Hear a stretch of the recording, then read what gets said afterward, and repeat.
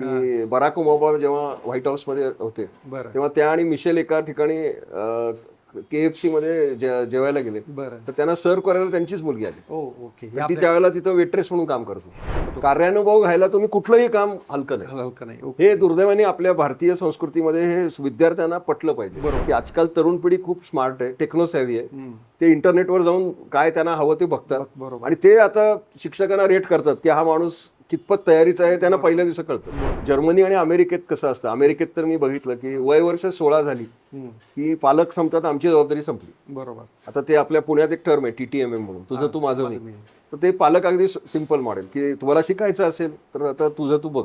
बरोबर मग ती मुलं जातात कॉलेजला ऍडमिशन घेतात, कुठेतरी काम करतात आणि मग त्या उत्पन्नात ते शिकतात.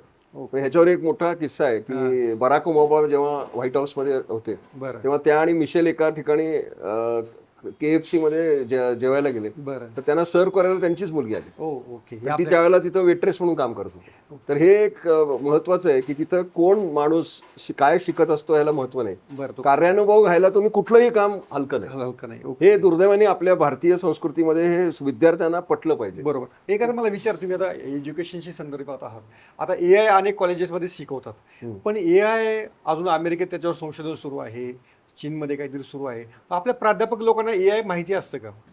हे बघ, ह्याच्यात असं आहे की मी अनेक प्रकारचे शिक्षक बघितले. बरं त्यात आपण सरसकट विधान करू शकत नाही. बरं आणि अनेक अशिक्षित म्हणजे उच्च शिक्षित नाहीत, हां. PhD नाहीत, हां पण उत्कृष्ट तळमळीनं शिकवणारे मी प्राध्यापक बघितले. बरं ही एक कॅटेगरी.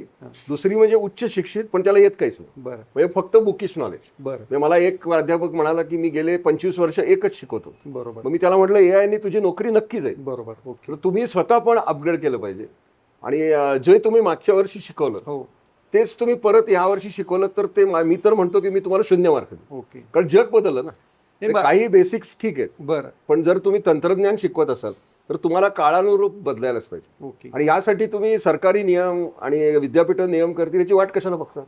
तुम्हाला कोणी स्टॉप केलंय? ओके आणि असे शिक्षक आहेत की अच्छा जे असं करतात, स्वतःला अपग्रेड करतात. बरं आणि आजकाल इंटरनेटनं तर गोष्टी सोप्या करतात. टेड टॉक्स आहेत, ऑनलाईन युनिव्हर्सिटीज आहेत.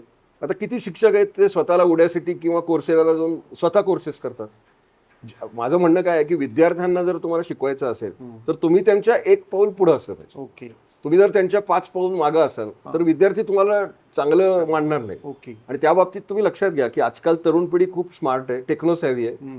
ते इंटरनेटवर जाऊन काय त्यांना हवं ते बघतात बरोबर आणि ते आता शिक्षकांना रेट करतात की हा माणूस कितपत तयारीचा आहे त्यांना पहिल्या दिवशी कळतं. बरोबर बरोबर त्यासाठी हे श्रम शिक्षकांनी घ्यायला पाहिजे. ओके अनेकांना तेव्हा IT हे IT मुळे पुण्यासारखी बंगलोरसारखी शहरं वसली, मुलांना चांगले पगार मिळाले. आता हीच परिस्थिती IT मध्ये कायम राहील का पुढच्या काळात सुद्धा? आता मी तर असं कायम म्हणतो की मोठ्या शहरात हा उद्योग दुर्दैवाने 8 शहरात आहे. बरं तर हे चित्र बदललं पाहिजे. म्हणजे माझं असं आग्रहाने म्हणणं आहे आणि मी अनेक स्तरांवर हे मांडतो की पुण्याच्या शेजारी 200 मैलावर जी शहर आहेत तिथं IT केंद्र विकसित झाली पाहिजे. म्हणजे मी स्वतः सांगली सोलापूरला माझं शिक्षण झालं, बरं पण मला अतिशय वाईट वाटतं की या दोन्ही शहरामध्ये IT इंडस्ट्री नाही. पण IT इंडस्ट्री नाही, त्यामध्ये सुखेत ट्रॅफिक जाम नाही, काही नाही काही तो एक भाग झाला हो. पण तिथले सगळे विद्यार्थी बरं येऊन पुणे हैदराबादला जातात. ओके ते चित्र बदलायला पाहिजे. आणि मला अमर्त्य सेनने हे सांगितलं होतं. हां एकदा मी त्यांना भेटलो होतो UK मध्ये, तर त्यांनी मला लेक्चरच दिलं की त्यांचं म्हणणं होतं की तुमची इंडस्ट्री म्हणजे त्यांनी मला IT इंडस्ट्रीचा प्रातिनिधिक म्हणून समजत असेल आणि ते म्हणाले की तुमची इंडस्ट्री काम करत नाही. म्हटलं का? तर ते म्हणले मी UK मध्ये राहतो, मी लंडन पासून 300 मैलावर राहतो, अशा ठिकाणी राहतो की जिथं फक्त वस्ती 5000 आहे, बरं पण आमच्याकडे सगळं आहे. ओके मला गरजच पडत नाही लंडनला यायची. जेव्हा मी गरज पडते तेव्हाच लंडनला येतो. अच्छा तर जे गांधीजी पण म्हणायचे की व्हिलेज सेंट्रिक डेव्हलपमेंट, पण असं आहे का प्रत्यक्षामध्ये होऊ शकतं का? अशी सगळं होऊ शकतं. आणि आपल्या देशात मी ठरवलं की बघितलंय की सरकारच्या मनात आलं की काही अशक्य नाही. बरं आता तू विचार कर, धाराशिवला होऊ शकतं IT सेंटर? आता तू विचार कर की तू खराडीला राहतोस. हो आता तू विचार कर 25 वर्षापूर्वी खराडी काय कराडे काहीच नव्हतं. शेत होतं फक्त. बरोबर कोथरूडमध्ये फक्त बागा होत्या. आता कोथरूडमध्ये केवढं सिव्हिलायझेशन झाले.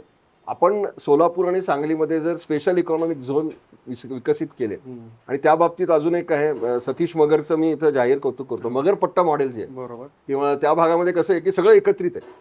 म्हणजे जिथं ऑफिस आहे तिथंच सगळं आहे. म्हणजे तिथं जे सेल्फ सफिशियंट टाउनशिप आहे. बरोबर म्हणजे पूर्वी जमशेदजी टाटाने टाटानगर वसवली जमशेदपूरला. तर अशी जर सांगली, सोलापूर, कोल्हापूरमध्ये सरकारने जमिनी अल्प किमतीत जर इंडस्ट्री आणि बिल्डर्सना दिल्या आणि त्यांना सांगितलं की तुम्ही असे टाउनशिप्स डेव्हलप करा, IT टाउनशिप. आणि तुम्ही एक बघा की पुण्यामध्ये, हैदराबादमध्ये जे येतात व्यावसायिक, ते नेटिव्ह किंवा स्थानिक नगण्य असतात, बरोबर, बाहेरचेच लोक असतात ना. बरोबर. मग त्यांना काही फरक पडत नाही ना. त्याला खराडीला राहणं काय आणि कोल्हापूरला राहणं काय. काही फरक माझ्या तुम्ही गरजा पूर्ण करा. मला हाय स्पीड बँडविड्थ द्या. माझं लग्न झालं तर मला CBSE किंवा चांगलं शिक्षण मिळालं पाहिजे, मल्टिप्लेक्स पाहिजे, मॉल पाहिजे, ह्याच गरजा दिल्या, पेट्रोल पंप. मग माणसाला लागतं काय? ओके, हे जर तुम्ही लहान गावात दिलं तर लोक जातील तिथं. ओके.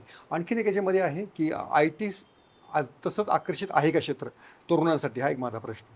हे बघा, IT क्षेत्र बदलतंय. तुम्ही ह्या प्रत्येक क्षेत्रात त्या काही ऑक्युपेशनल हॅझार्ड्स असतात. बरं, म्हणजे तसं वैद्यकीय क्षेत्र पण छान आहे. हो, आणि वैद्यकीय क्षेत्रात तुम्ही डॉक्टर होऊ शकता, अलाइड प्रोफेशन्स पण आहे. बरोबर. IT चं कसं आहे की IT इज एव्हरीवेअर ना. अच्छा, म्हणजे तुम्हाला ती भगवान प्रल्हादची गोष्ट माहिती आहे का? त्याला तो विचारला जातो की देव कुठे आहे? कुठे? सगळीकडे आहे तसं. तसंच आहे. आता जर त्याला प्रश्न विचारला IT कुठे आहे, तर तो म्हणेल सगळीकडे. सगळीकडे तसं. त्यामुळे IT असं स्पेशलाइज नाहीये. तुम्ही प्रोग्रॅमर किंवा डेव्हलपर व्हायचं असेल तर एक स्पेशलाइज एज्युकेशन आहे. बरं, पण डोमेन स्पेसिफिक तुम्ही एज्युकेशन घेऊ शकता. म्हणजे आता उद्याचा जमाना EVचा आहे, इलेक्ट्रिकल व्हेकल्सचा. तर इलेक्ट्रिकल व्हेकलमध्ये लागणारं स्मार्ट मीटरिंग, IoT याचे विकसित करणारे एक स्पेशल लोक आहेत ते. बरोबर. त्याच्यात तुम्ही करिअर करू शकता. अच्छा, AI तर आहेच, पण AI वापरायचं कुठं? अनेक क्षेत्रात तुम्ही वापरू शकता. ओके. तर IT एनेबल्ड डोमेन नॉलेज हे जर व्यक्तींनी प्राप्त केलं तर त्यांना नक्की चांगल्या प्रकारे करिअर आहे. आता मी बँक ऑफ महाराष्ट्राच्या एका कमिटीवर काम करतो. राष्ट्रीयकृत बँकांना IT प्रोफेशनल्सची खूप गरज आहे. बरं, पण त्यांना कस्टमर सर्व्हिस इम्प्रूव्ह करायची. ओके. आणि कस्टमर सर्व्हिस इम्प्रूव्ह करायला टेक्नॉलॉजी हेच उत्तर आहे. पण डीपशीक हे जे आपण बघतो की एक AI प्लॅटफॉर्म आहे, हो, तो चीनमध्ये एका स्टार्टअपने तयार केला. आणि अमेरिकन ज्या एनव्हिडियाचे सर्व्हर्स आणि इतर ज्या कंपन्या आहेत, म्हणजे ओपन AI, गुगल वगैरे, ते अतिशय उच्च दर्जाचं इन्फ्रास्ट्रक्चर बरं, आणि फॅट सर्व्हर्स वापरून, खूप डेटा वापरून त्याचं अनालिसिस करून तुम्हाला उत्तर देतं. बरं, तर या डीपशिकने काय केलं की छोट्या प्रमाणावर इन्फ्रास्ट्रक्चर निर्माण केलं आणि कमी माहितीचं अनालिसिस करून थोडक्यात लो कॉस्ट मॉडेल. बरं, म्हणजे आता तुला मी एक उदाहरण देतो की आपल्याकडे पुण्यात खूप ठिकाणी अशी चांगली राईस प्लेट मिळते, बरं, पण ती अशी मोठी थाळी, का त्याला काहीतरी नाव म्हणतात, 500 रुपयाची थाळी. बरं, आणि त्याचबरोबर तुम्हाला 20 रुपयाची झुणका भाकर पण मिळते.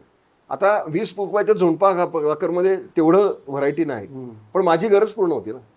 मग तसं ह्या डीपसिकचं आहे की त्यांनी लो कॉस्ट, लो इन्फ्रास्ट्रक्चरमध्ये, ठीक आहे, quality of output may not be equal, बरं. पण तुम्हाला हवं तर जर कमी दर्जाचा आउटपुट तुम्हाला लगेच दिला आणि कमी कॉस्टमध्ये दिला तर माझ्या गरजा पूर्ण होतात ना. तर काय जवळजवळ 70-80% लोकांच्या गरजा जर अशा प्रकारे पूर्ण होणार असतील तर ही एका दृष्टीनं प्रगत देशांना, आणि त्यामुळे अमेरिकेचं धाबं जर आणलं. एकेकाळी ते म्हणत होते की आम्ही नंबर 1 आहोत जगात. आता अशा गोष्टी जर घडायला लागल्या तर एक प्रकारचा पर्याय उपस्थित होतो. ओके. आणि त्या बाबतीत मी अश्विनी वैष्णवांचं अतिशय स्तुत्य कोट काल बघितलं की आता भारतीय AI प्लॅटफॉर्म पण मिळेल आणि आपल्याला अनेक गोष्टींसाठी परदेशांवर अवलंबून राहायचं कदाचित भविष्यात लागणार नाही. बरं, आणि आपलं सरकार ह्या गोष्टी करेल, AIला नक्कीच पुढे आणेल. AI सिटीनी तर AI इयर जाहीर केलंय. बरोबर. आणि मला अतिशय आनंद वाटतो की महाराष्ट्र सरकारने पण एक AI विद्यापीठ करायचं सुरू केलंय.